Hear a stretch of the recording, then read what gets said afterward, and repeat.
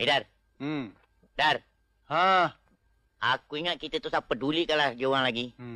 Tengok semalam, mentang-mentang dia berjalan dengan bintang filem.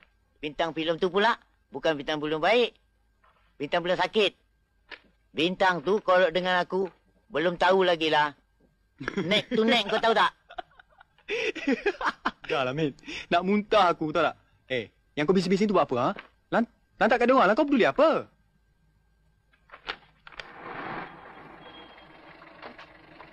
Beratlah ni. Ma, kau tengok baru dia orang balik. Mana dia orang tidur aku pun tak tahu. Diamlah, Min. Kau ni suka sangat jadi busybody lah. Terima kasih, Diorang ada lah. Abang Mek! Abang Dharma! Abang Mek! Abang Dharma!